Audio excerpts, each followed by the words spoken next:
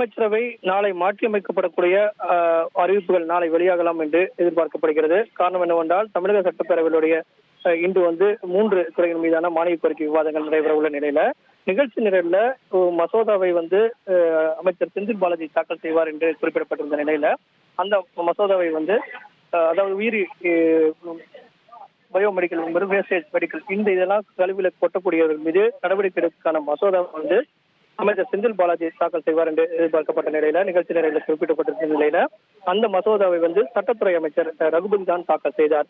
இந்த மசோதாக்கள் எல்லாம் செவ்வாய்க்கிழமை 29ஆம் தேதி விவாதத்தில் எடுத்துக் கொள்ளப்பட்டு அன்றைய தினம் தான் நிறைவேற்றப்படும். அப்போது செந்தில் பாலாஜி அவர்கள் இந்த மசோதாவை தாக்கல் செய்திருந்தால் செவ்வாய்க்கிழமை என்று அந்த மசோதா விவாதத்துக்கு எடுத்துக் கொள்ளக்கூடிய வாய்ப்பு இல்லாமல் இருக்கும். இதன் காரணமாக பல்வேறு சர்ச்சைகள் செல்லக்கூடிய வாய்ப்பு இருக்கு.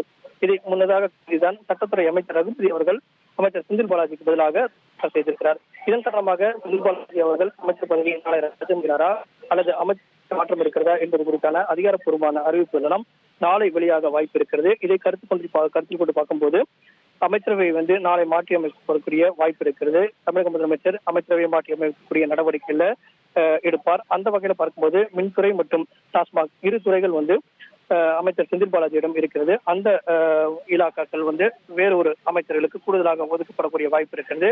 அதே போல அமைச்சர் பொன்முடி மீது எழுந்த அந்த சர்ச்சைக்கான அடிப்படையாக கொண்டு அவரும் அந்த மாற்றி அமைக்கப்பட வாய்ப்பு இருக்கிறது. இதன் அடிப்படையில் தான் அமைச்சரவை நாளை மாற்றி அமைக்கக்கூடிய வாய்ப்பும், அதே நேரத்தில் அமைச்சர் செந்தில் பாலாஜி தனது அமைச்சர் பதவியை ராஜினாமா செய்கிறாரா என்பது குறித்தான அதிகாரப்பூர்வமான அறிவிப்பு நாளை வெளியாகலாம் என்று எதிர்பார்க்கப்படுகிறது.